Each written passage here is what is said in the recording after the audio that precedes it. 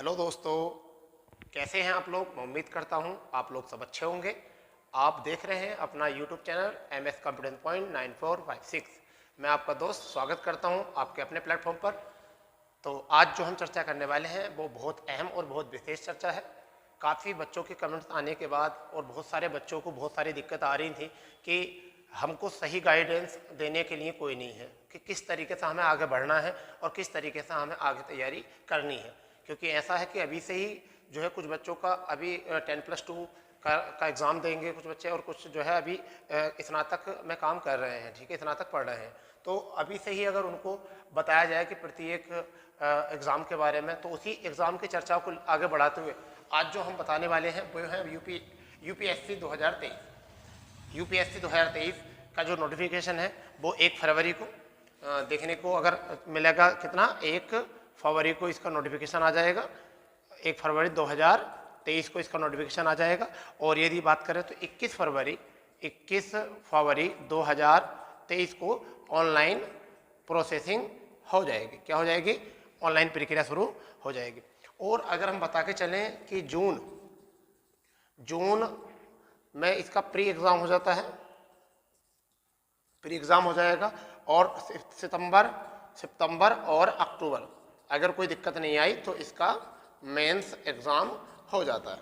ठीक है, तो चलिए इसी बातों पर और देखते हैं कि आज क्या देखने वाले हैं कि क्या है यूपीएससी, तैयारी कैसे हो, सिलेबस क्या है, सिलेक्शन प्रोसेस जो है वो क्या है इसका, और एग्ज़ाम पैटर्न क्या होता है, एग्ज़ाम पैटर्न क्या होता है, सिलेक्शन प्रोसेस क्या होता है, सिलेबस क्या होता है, और तैयारी कैसे हो, और क्या है यूपीएससी। ठीक है, तो देखिए मैं आपको बताने वाला हूं कि प्रत्येक वर्ष यूपीएससी संघ लोक सेवा आयोग, जिसकी स्थापना जो है अंग्रेजी शासनकाल के दौरान की गई थी, तो उसी के अधीन जो है जितने प्रशासनिक अधिकारी होते हैं उनको चयन के लिए एक संस्था बनाई गई है, जिससे उच्च रैंक के जो अधिकारी होते हैं, अधिकारीगण होते हैं, उनका यहाँ से चयन किया जाता है। हम लोग जो है इस यूपीएससी के अकॉर्डिंग जो मानते हैं वो किस चीज़ों को मानते हैं, जैसे कि हम आईएएस, हमारा सबसे बड़ा टॉपिक होता है कि आईएएस, और इसी में जो आपकी एक पोस्ट होती है आईपीएस, और इसी में एक जो पोस्ट होती है वो होती है आईएफएस। ये तो इनकी बात हम करते हैं। आईएएस की जो फुल फॉर्म होती है वो होती है इंडियन एडमिनिस्ट्रेटिव सर्विस, भारतीय प्रशासनिक सेवा। और आईपीएस की जो फुल फॉर्म होती है वो होती है इंडियन पुलिस सर्विस, यानी कि भारतीय पुलिस सेवा। और आईएफएस की जो फुल फॉर्म होती है इंडियन फॉरेस्ट सर्विस, यानी कि भारतीय वन सेवा। तो ये 3 सेवाओं के बारे में आज हम चर्चा करने वाले हैं। तो देखिए इसका जो नोटिफिकेशन है वो 1 फरवरी 2023 में, यानी कब? 1 फरवरी 2023 को देखने को मिलेगा। और 21 फरवरी से ऑनलाइन परीक्षा जो है, फिर ऑनलाइन प्रक्रिया इसकी शुरू हो जाएगी। ठीक, और सितंबर अक्टूबर में जो है इसका मेंस हो जाता है। इससे थोड़ा कुछ समय पहले भी करा सकते हैं, वो आयोग के ऊपर डिपेंड करता है, मगर फिक्स जो होता है वो सितंबर में इसका होता है। ठीक है, तो देखते हैं कि यूपीएससी क्या है। तो यूपीएससी एक संस्था है जो बहुत उच्च गण के अधिकारियों की बात करते हैं। तो हम एक एक प्रोसेस को समझने के लिए थोड़ा हम क्रमवाई आ जाते हैं कि क्या इसका एग्ज़ाम पैटर्न होता है, क्या इसकी स्ट्रेटजी करनी चाहिए हमको। ठीक है, चलिए तो एक एक पॉइंट की बात करेंगे और बिल्कुल इत्मीनान से इस बात को समझने वाले हैं। तो देखिए यूपीएससी के लिए आप जब भी परीक्षा दोगे तो उसके लिए आपको पता है 3 प्रक्रिया होती हैं। एक आपका होता है प्री, एक जो स्टेज होती है आपकी क्या होती है, चलिए इसको इस तरीके से न समझ के इस तरीके से समझते हैं, शायद आपको चार्ट अकॉर्डिंग बहुत अच्छे समझ में आ जाएगा। देखिए यहाँ पर अगर देखें तो 3 प्रक्रिया यहाँ से होती हैं। एक तो हमारा होता है प्री एग्ज़ाम, ठीक, इसके बाद में जो होता है वो होता है आपका मेंस एग्ज़ाम। प्री एग्ज़ाम होता है, मेंस एग्ज़ाम होता है, और तीसरे की अगर हम बात करें तो तीसरे जो होता है वो होता है इंटरव्यू। तीसरा होता है इंटरव्यू। ठीक, तो प्री एग्ज़ाम, ठीक, दूसरा मेंस एग्ज़ाम, और तीसरा जो होता है वो होता है इसमें इंटरव्यू। अगर हम यहाँ बात बता के चलें तो प्री में जो होते हैं वो 2 पेपर होते हैं। प्री में जो होते हैं वो 2 पेपर होते हैं। एक जिसको हम कहते हैं पेपर 1 कहते हैं, ठीक है, पेपर 1, ठीक है, हम कह सकते हैं इसको पेपर 1। ये होता है सामान्य अध्ययन। सामान्य अध्ययन होता है, इसे फर्स्ट लिखा जाता है, सामान्य अध्ययन फर्स्ट। देखिए इसमें भी क्या होता है, इसमें 100 प्रश्न होते हैं, इसमें 100 प्रश्न होते हैं, ऑब्जेक्टिव होते हैं और 200 अंक के होते हैं, 200 अंक के होते हैं। मतलब एक प्रश्न जो होता है वह 2 अंक का होता है। अगर हम बात करते हैं दूसरा, तो यहाँ पर हम इसको कह सकते हैं सामान्य अध्ययन ही आता है, यहाँ भी लिखा हुआ सामान्य अध्ययन। सामान्य अध्ययन 2 के नाम से आता है यहाँ पर, परंतु ये सी सेट के नाम से प्रसिद्ध है, सी सेट के नाम से इसे जाना जाता है। इसमें 80 प्रश्न होते हैं, इसमें 80 प्रश्न होते हैं और ये भी 200 अंक के होते हैं, ये भी 200 अंक के होते हैं, जहाँ तक आपको इसके बारे में जानकारी है अब तक के सिलेबस में। ठीक है, इसके लिए 2 घंटे का टाइम मिलता है। अगर टाइम की बात करें, टाइम की बात करें तो 2 घंटे का टाइम मिलता है इसमें भी, और इसमें भी अगर हम बात करें टाइम की तो इसमें भी 2 घंटे का आपको टाइम मिलता है। ठीक है, क्या मिलता है, 2 घंटे का टाइम इसमें मिलता है। अगर हम यहाँ बात करें कि ये क्या होता है, तो इसमें 1/3 निगेटिव होती है। 1/3 क्या होती है, निगेटिव। यानी कि यदि 3 प्रश्नों के आपने गलत उत्तर दिए, 3 प्रश्नों के यदि आपने गलत उत्तर दिए तो आपका एक प्रश्न जो है यहाँ से कट जाएगा, सही वाला भी। तो इसका मतलब होता 1/3, 3 गलत होने पर एक सही वाला भी गलत। ठीक है, तो देखिए यहाँ जो होता है केवल कट ऑफ जो बनती है, जो कट ऑफ बनती है,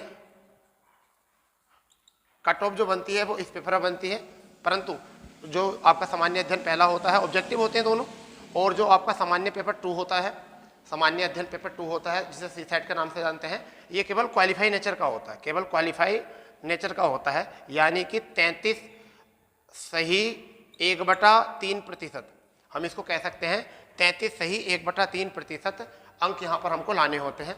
इसके अकॉर्डिंग यहाँ से अंकों की अगर बात करें तो 27 प्रश्न कर सकते हैं हम इसके सही, या 66 अंक। तो 27 प्रश्न या 66 अंक यदि हम इतना भी कर लेते हैं तो सी सेट हो जाता है हमारा क्लियर। यदि हमारा सी सेट क्लियर नहीं होता है और हमारे सामान्य अध्ययन में कट ऑफ के बराबर या कट ऑफ से भी ऊपर नंबर है तो हम कट ऑफ से बाहर कर दिए जाएंगे। मतलब क्या कि सामान्य अध्ययन सी सेट जो है, अभी बात करेंगे क्या क्या इनमें आने वाला है, क्या क्या होता है, एक एक की बात करेंगे, टेंशन ना लो आप, एक एक की बात करेंगे, बिल्कुल टेंशन ना लो। ठीक है, पहले हम बताए थे ये कुछ प्लान होते हैं, इनमें फिर बात करेंगे। इसमें जो होता है आपका सबसे पहला जो पेपर होता है वो होता है आपका, सबसे पहले जो होता है कि अगर हम देखें तो सबसे जो इम्पोर्टेंट जो पेपर होता है, मतलब इम्पोर्टेंट भी कह सकते हैं, यानी कि अनिवार्य भाषा, यानी कि क्या होता है, भाषा का पेपर होता है, भाषा का पेपर होता है पहला पेपर जो होता है वो भाषा का होता है मेंस में। अब समझ लेते हैं, अब भारतीय भाषा कोई भी हो, फिर एक एक के बारे में बात करेंगे, टेंशन ना लो, एक एक के बारे में बात करेंगे। दूसरा जो होता है वो अंग्रेजी का होता है, अंग्रेजी का होता है, ये भी 300 अंक का होता है और ये भी 300 अंक का होता है। ठीक है, तीसरा जो पेपर होता है वो लेख होता है, लेख जिसे हम कह सकते हैं निबंध का पेपर कह सकते हैं। ये भी आपका, अगर निबंध की बात करें, ये कहीं से क्वेश्चन आपको अगर आए, निबंध जो होता है 250 नंबर का होता है, यहाँ जो होता है वो कितने नंबर का होता है, 250 का, बात करेंगे, टेंशन ना। फिर आपका GS 1 होता है, ये भी 250 अंक का होता है। फिर एक GS 2 होता है, ये भी 250 अंक का होता है। एक GS 3 होता है, ये भी 250 अंक का होता है। ठीक है, एक GS 4 होता है, ये भी 250 अंक का होता है, 250 अंक का। फिर आपका ऑप्शनल, फिर क्या होता है आपका ऑप्शनल या कि विकल्पिक, ऑप्शनल कह सकते हो या विकल्पिक कह सकते हो, विकल्पिक कह सकते हो इसको। और इसमें जो होते हैं इसके 2 पेपर होते हैं। ठीक है, विकल्पिक में होते हैं वो कितने पेपर होते हैं, 2 पेपर होते हैं भैया, 2 पेपर होते हैं, एक होता है फर्स्ट और एक होता है सेकंड। ये भी 250 अंक का होता है और ये भी 250 अंक का होता है। तो अभी हम केवल इतना एकदम एक बेसिक स्ट्रक्चर पढ़ना है, एकदम बेसिक। सामान्य अध्ययन एक होता है, प्री कहते हैं इसको, प्री के 2 पेपर होते हैं, एक तो सामान्य अध्ययन एक ही दिन में, एक सामान्य अध्ययन 2 जिसे एक सी सेट कहा जाता है, एक आपका GS पेपर कहा जाता है। कट ऑफ जो बनती है पहले पे बनती है, उसके बाद जब आप क्रॉस करके कट ऑफ में आकर या कट ऑफ से पार करके जब भी अगली स्टेज में आएंगे तो मेंस एग्जाम होता है। मेंस एग्जाम में आपके 1 2 3 4 5 6 7 और 8 9 और 10 इस तरीके से ऐसा मान चलिए कि वैकल्पिक विषय हो गया, तो यहाँ से 3 पेपर तो ये बन गए और 4 जीएस हो गए, आपके 4 जीएस हो गए। इस तरीके इतने पेपर यहाँ से होते हैं, ठीक है। एक आपको इस तरीके से पेपर हो जाते हैं, यानी कि आपका एक भाषा का होगा, एक अंग्रेजी का होगा, फिर एक निबंध का होगा, फिर उसके बाद में GS1 GS2 GS3 GS4, GS1 GS2, ठीक है, आपका GS1 GS2 और GS3, इस तरीके से GS4 आपका पेपर हो जाता है, GS1 GS2 GS3 GS4, ठीक है। और उसके बाद में आपका वैकल्पिक विषय हो जाता है। तो 7 तो आपके होते हैं ये पेपर, ठीक है। यानी कि अगर हम काउंट करें तो देखिए 6 पेपर तो ये हो गए हैं, यानी कि 2 पेपरों में से 2 पेपर ये हो गए, एक आपका निबंध का हो चुका है, 3 और 3 आपके 6 और 1 7 और 7 और 2 9, आपके 9 पेपर होते हैं यहाँ से मेंस में, जिसमें तो कट ऑफ जो बनता है वो कितने का बनता है, वो इतने का कट ऑफ बनता है, यानी कि 1750 का कट ऑफ बनता है। यानी कि भाषा और अंग्रेजी का जो होता है, भारत की संविधान की भाषाओं में से कोई एक भाषा का आपका यहाँ पेपर होना चाहिए, ठीक है। भाषा और अंग्रेजी जो होता है इसमें से आपको कितने होने चाहिए, 25% अंक लाने हैं, यानी कि 75 और यहाँ भी 75 अंक लाने होते हैं। इसके बाद में थर्ड स्टेज जो होती है वो क्या होती है, इंटरव्यू होती है। ये इंटरव्यू पर्सनालिटी टेस्ट भी कहते हैं। ये 275 अंक का होता है, कितने का होता है, 275 का। यानी कि जो कैंडिडेट मेंस परीक्षा, यानी कि जो प्री परीक्षा क्वालिफाई करके जाता है तो वो मेंस में पहुंचता है। मेंस परीक्षा क्वालिफाई करने के बाद ये लिखित परीक्षा होती है, उसके बाद में जो इंटरव्यू पहुंचता है, इंटरव्यू पहुंचने के बाद 225 ओवरऑल जो कट ऑफ बनता है वो 2025 का कट ऑफ बनता है। ओवरऑल जो बनता है कितने का बनता है, 2025 का, ठीक है। तो इसको देखो पहले तो आप, उसके बाद में हम एक एक बात करेंगे, एक एक की बात करने वाले हैं, बिल्कुल एक एक पॉइंट की बात करने वाले हैं, बिल्कुल एक एक बात समझेंगे, ठीक है। क्योंकि कई बार ऐसा होता है ना कि बच्चों को इस चीज़ के बारे में पता नहीं होता। एक एक के ऊपर बात करने वाले हैं कि क्या इसकी प्लानिंग है और कैसा इसका हमें तैयारी करनी है, ठीक है।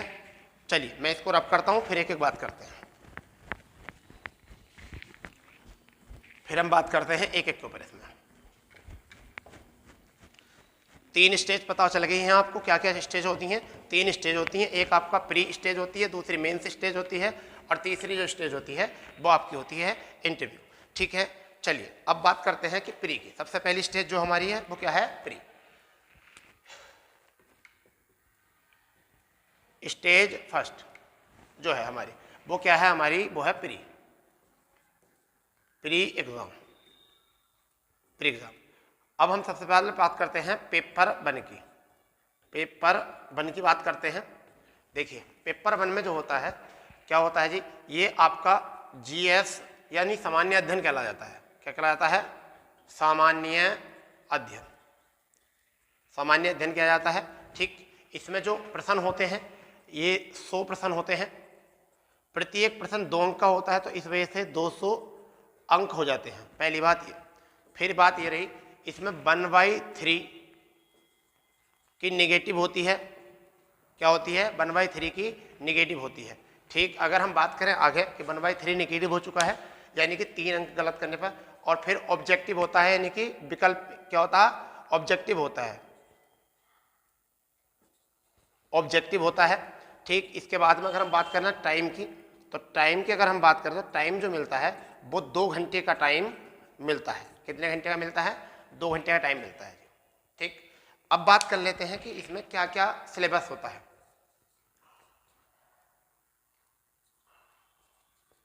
क्या क्या इसका सिलेबस हो जाता है। कई बार ऐसा होता है ना, कैंडिडेट्स को जो है इसके सिलेबस के बारे में पता नहीं होता, ठीक है। कई बार इसके सिलेबस के बारे में पता नहीं होता, ठीक है।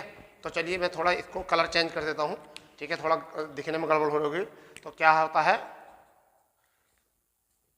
सिलेबस, ठीक है। सिलेबस में जो होता है वो क्या होता है, सबसे पहले देखिए प्री में छोटे छोटे बात कर लेते हैं एकदम कि क्या होता है सिलेबस में। कुछ मैंने बस ऐसे ही आंकड़े जो जुटाए गए हैं और कुछ नहीं है। देखिए राष्ट्रीय अंतर्राष्ट्रीय महत्व हो सकता है, यानी कि राष्ट्रीय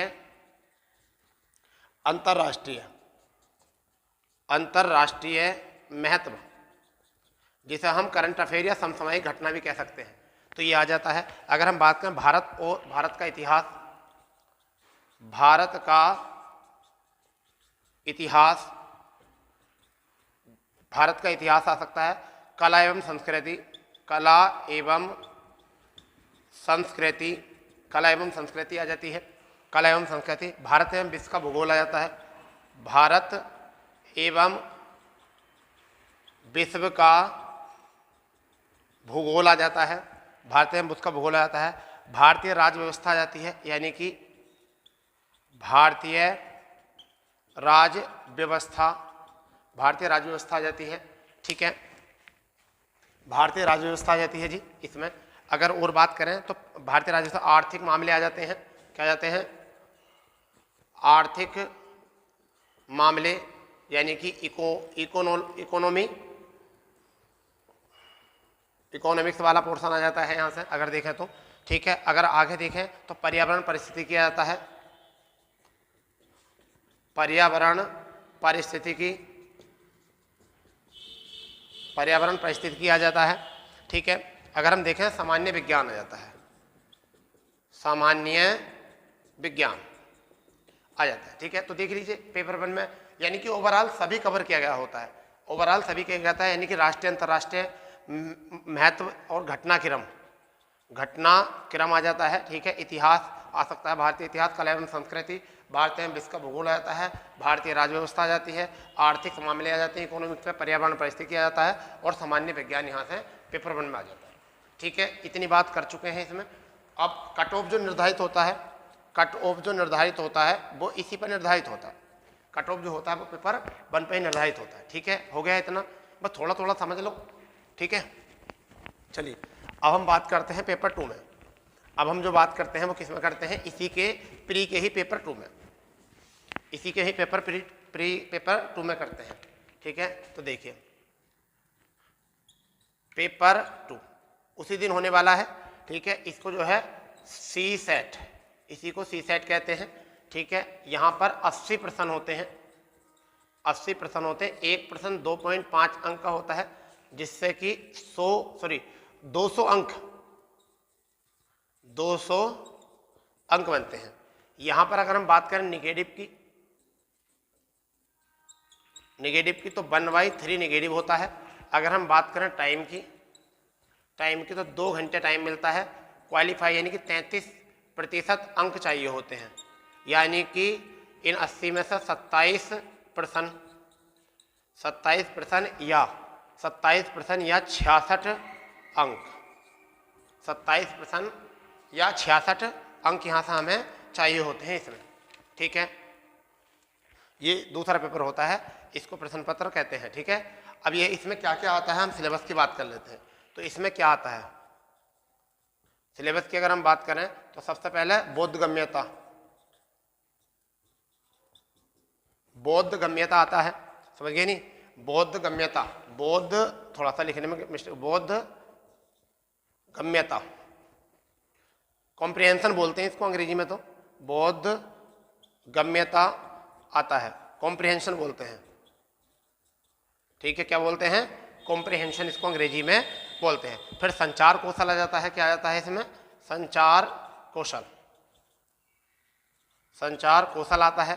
तीसरे की अगर हम इसमें बात करें तो और क्या इसमें देखने को मिलेगा, तार्किक कौशल मिल जाएगा आपको, क्या मिल जाएगा, तार्किक कौशल आपको मिल जाएगा।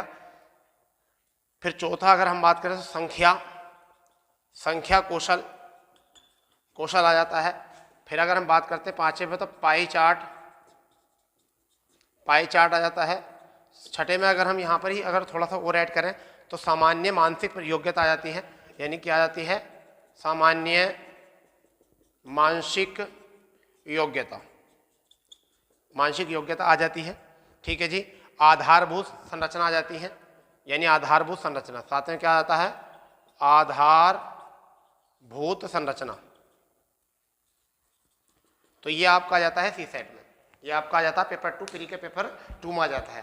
पेपर 2 में आपका सी सेट 80% 200 अंक, नेगेटिव मार्किंग 1/3, टाइम 2 घंटे, 33 सही, मतलब 33% अंक, 27% सही कर दो या 66। ये केवल क्वालिफाई नेचर का होता है। क्या सिलेबस में होता है, बोधगम्यता, कॉम्प्रिहेंशन बोलते हैं, संचार कौशल, तार्किक कौशल, संख्या कौशल और पाई चार्ट, सामान्य मानसिक योग्यता, आधारभूत संरचना, इस तरीके से ये चीज़ आने वाली है।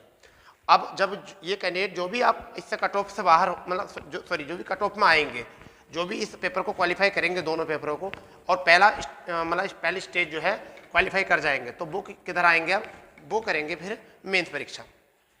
क्या करेंगे फिर, वो करेंगे मेंस परीक्षा, मेंस एग्जाम, वो करेंगे मेंस एग्जाम। अब इसमें सबसे पहले पेपर की बात कर लेते हैं। सबसे पहला जो होता है उसे हम कहते हैं पेपर ए। क्या कहते हैं, पेपर ए। पेपर ए में जो होता है भारतीय संविधान की भाषा ये होता है जी, भारतीय संविधान की भाषा होता है पेपर ए। अब इसमें क्या होता है, ये 300 अंक का होता है, 300 अंक का होता है और 3 घंटे का जो है समय मिलता है। कितने घंटे का समय मिलता है, 3 घंटे का यहाँ पर जो है समय मिलता है। ठीक, तो पहली बात हो गई है। दूसरी अगर हम बात करते हैं तो ये आपका पेपर बी होता है। यहाँ पर क्या होता है, ये अंग्रेजी का होता है। क्या होता है, अंग्रेजी भाषा का होता है, अंग्रेजी भाषा। यहाँ भी क्या होता है, 300 अंक, 300 अंक का होता है और 3 आवर्स इसको टाइम मिलता है। ठीक है, 3 आवर जो है इसमें टाइम मिलता है। अब यहाँ पर क्या होता है कि इसमें आपको 25% अंक, यानी कि 25% का मतलब 75 अंक लाने होते हैं, ये भी क्वालिफाई, यानी कि 25% अंक और 75 अंक आपको लाने होते हैं। ये क्वालिफाई नेचर के होते हैं, केवल क्या होते हैं, क्वालिफाई नेचर के होते हैं। तो ये 2 हो चुके हैं आपके क्वालिफाई नेचर के, जिनको केवल हमें क्या करना है, क्वालिफाई करना है। और कैसा पेपर ए होता है, भारतीय संविधान की भाषा, 300 अंक होते हैं, 3 घंटे का, 25% अंक, 75 अंक लाने होते हैं। ये लिखित पेपर होते हैं। क्या होते हैं, डिस्क्रिप्टिव वाले होते हैं, ऑब्जेक्टिव नहीं होते। तो क्या होते हैं, इनको लिखना होता है। ठीक है, चलिए, तो 2 हो चुके हैं ये। इसके बाद में हम बात करते हैं पेपर ए, यानी कि पेपर फर्स्ट, यानी पहला बात करते हैं पेपर, जिसे हम कह सकते हैं लेख या निबंध। ये आपका लेख और निबंध में आता है, निबंध या लेख कह सकते हैं। ठीक है, इसको पेपर 1 कह देते हैं, पेपर 1, यहाँ पर पेपर 1 कह देते हैं। तो पेपर 1 जो होता है वो लेख निबंध होता है। ये आपका 250 अंक का होता है और इसके लिए 3 घंटे का आपको समय मिलता है, 3 घंटे का जो है आपको समय मिलता है।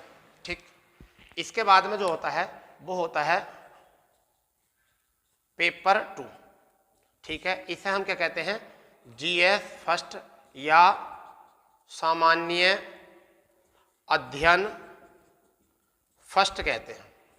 ठीक है जी, ये भी 250 अंक का होता है और 3 घंटे का समय मिलता है, 3 घंटे का। इसमें क्या आता है, इसमें आता है भारतीय विरासत,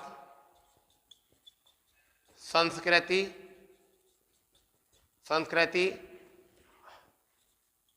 कला एवं संस्कृति। ठीक है, भारतीय विरासत, संस्कृति, कला एवं संस्कृति। ठीक है, समाज का इतिहास, यानी कि समाज शास्त्र कह सकते हैं, समाज शास्त्र का पोर्शन आता है। ठीक, इसके बाद में अगर हम करें और भूगोल, यानी कि और किसमें क्या आता है, और भूगोल। ठीक है, ये वाला पोर्शन जो है इतना इसमें आता है। और भी इसमें प्लानिंग है, मतलब ये चीज़ें इसमें आती हैं, आपको पता होना चाहिए इतना। ठीक है, तो आपका जीएस पेपर 1 हो चुका है।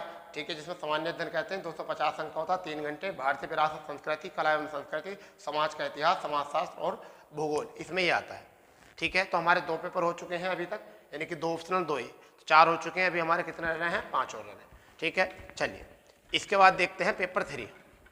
आप इनको नोट करते रहना, कि जिससे कि आपको थोड़ा सा पता चल जाए इसको।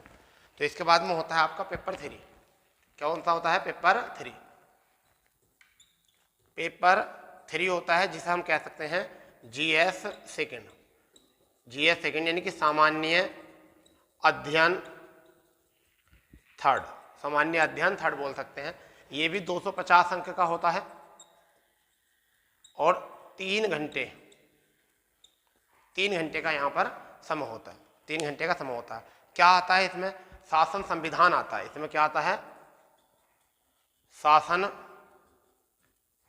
संविधान इसमें आता है। शासन संविधान कह सकते हैं, कल्याण पहल कह सकते हैं। यानी क्या कह सकते हैं? कल्याण पहल कह सकते हैं। कल्याण पहल जितनी होंगी, कल्याण पहल कह सकते हैं। ठीक है, दूसरे में कहते हैं इसको। फिर अंतर्राष्ट्रीय संबंध कह सकते हैं। अंतर्राष्ट्रीय संबंध आते हैं। ठीक, अगर हम बात करें अंतर्राष्ट्रीय संबंध के बाद, अंतर्राष्ट्रीय संबंध, उसके बाद में जो आता है सामाजिक न्याय आता है। क्या आता है? सामाजिक न्याय। ठीक है, ये आता है जी। इसके बाद अगर बात करें तो पेपर 4 जो है, पेपर 4 यानी कि जिसे हम GS 3rd बोल देते हैं, यानी कि सामान्य अध्ययन 3rd बोलते हैं बेटा। ठीक है, तो यहाँ पर 250 अंक का आता है ये भी, और 3 आवर का टाइम मिलता है इसको भी। ठीक, तो इसमें क्या आता है? इसमें प्रौद्योगिकी आती है। पहले समझ लेते हैं इसको, क्या आता है? प्रौद्योगिकी आती है। प्रौद्योगिकी के साथ साथ अगर हम बात करें तो आर्थिक विकास आता है। आर्थिक विकास आता है। आर्थिक विकास के बाद में कृषि, जैव विविधता आती है। कृषि आती है, जैव विविधता, सुरक्षा एवं आपदा प्रबंधन, सुरक्षा आता है, और आपदा प्रबंधन आता है। ठीक है, विज्ञान तकनीक आती है।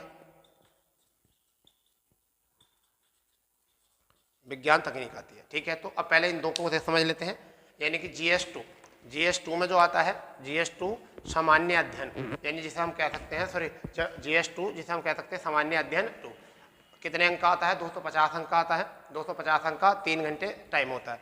इसमें क्या क्या दिया होता है? देखिए समझिए, इसमें शासन संविधान दिया होता है, यानी भारतीय संविधान में क्या क्या आने वाला है, भारतीय संविधान का किस तरीके से है।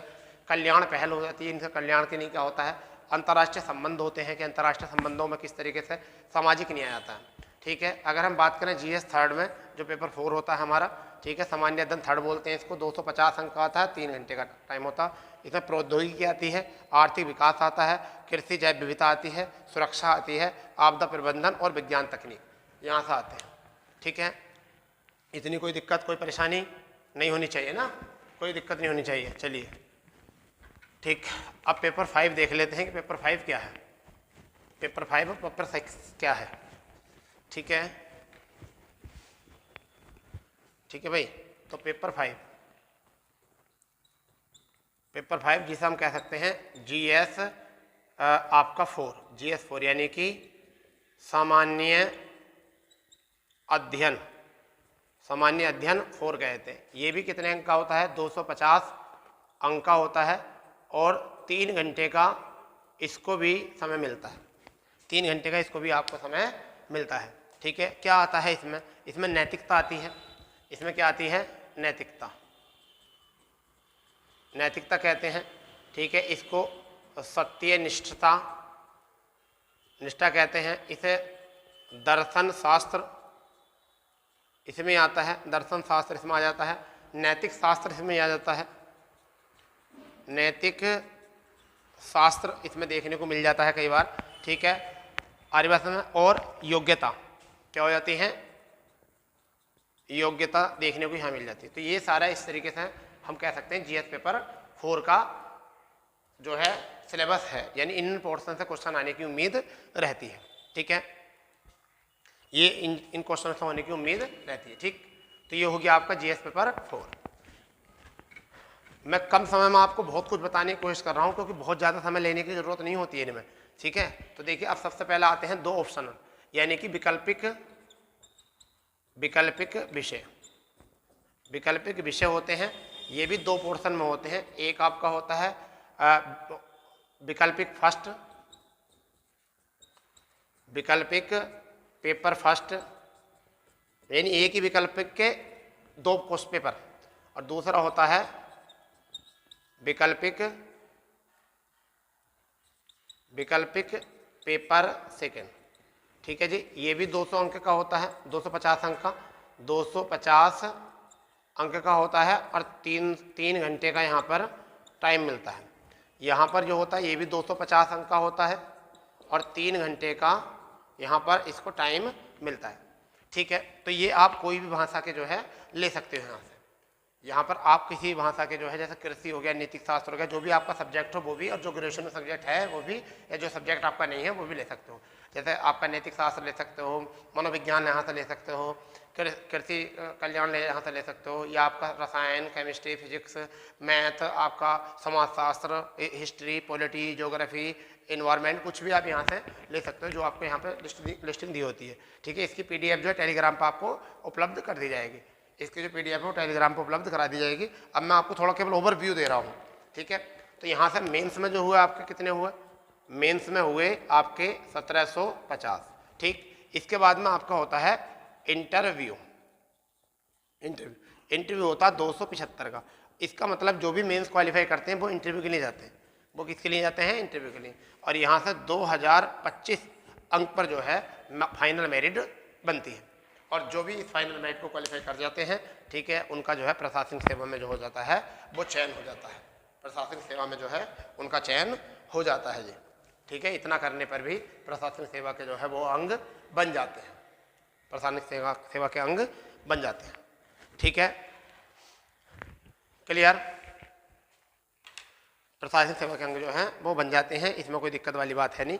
अगर इससे भी ज़्यादा कुछ जानकारी चाहिए तो अगर मैं बताऊं कि GS1 के लिए क्या चाहिए आपको, अगर मैं बुक लिस्ट की बात करता हूं तो बुक लिस्ट में अगर थोड़ा सा बताने की कोशिश करूं कि वैसे तो सभी के जो है अलग अलग तरीके से बुक लिस्ट होती है, ठीक है। तो अगर मैं बात करूं कि बुक लिस्ट में, ठीक है, तो GS पेपर 1 में, GS पेपर 1 जो होता है उसमें हिस्ट्री, और हिस्ट्री के लिए हम कह सकते हैं, और जियोग्राफी के लिए कह सकते हैं। किसके लिए?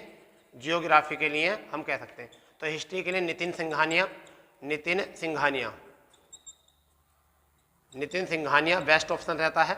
और ज्योग्राफी के लिए जो है अगर हम बात करें तो ज्योग्राफी के लिए अगर हम बात करें तो यहाँ से माजिद हुसैन अच्छा ऑप्शन रहता है। माजिद हुसैन अच्छा ऑप्शन रहता है ज्योग्राफी में, ठीक है। हिस्ट्री 3 होती हैं, ठीक है। एक तो होती है प्राचीन हिस्ट्री होती है, एक मध्यकालीन होती है, एक ये। तो प्राचीन हिस्ट्री के लिए अगर चाहो तो SR शर्मा की ले सकते हो। किसकी? SR शर्मा या NCERT यहाँ से भी कर सकते हो। यहाँ से अगर करोगे सतीश, अगर देखना चाहो कि मध्यकालीन की अगर हम बात करें तो मध्यकालीन के लिए कौन सी सही रहेगी, तो सतीश चंद्र की अच्छी रहती है। किसकी रहती है? सतीश चंद्र की अच्छी रहती है, या फिर NCERT भी अच्छी है, ठीक है। उसके बाद में आप यहाँ पर कर सकते हो स्पेक्ट्रम ले सकते हो आधुनिक इतिहास के लिए, या बिपिन चंद्रपाल की ले सकते हो। किसकी ले सकते हो? बिपिन चंद्रपाल की मतलब ये कर लेते हो, वरना तो NCERT भी क्लियर अच्छा हो जाता है, ठीक है, यहाँ से, ठीक है। और यहाँ ज्योग्राफी के लिए भी NCERT, ठीक है, ये आप प्रेफर कर सकते हो, ठीक। अगर GS2 की बात करें, GS2 में तो पॉलिटी के लिए आप करो तो लक्ष्मीकांत सबसे बेस्ट ऑप्शन होता है, ठीक है। बहुत ज़्यादा होता है DD बसु। और इसके बाद भी अगर पढ़ना चाहो तो NCERT आप पढ़ सकते हो इसकी, ठीक है, इसकी NCERT पढ़ सकते हो, ठीक है।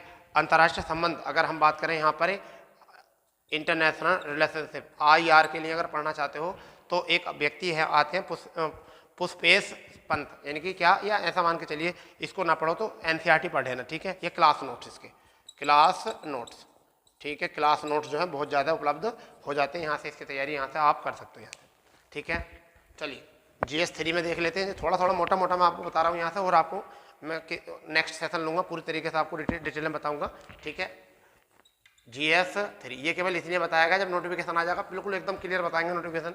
ये केवल आपको इतना बताया जाएगा कि नोटिफिकेशन से पहले 1-2 दिन पहले, नोटिफिकेशन से पहले जो है आपको थोड़ा सा इसके बारे में पता चल जाए।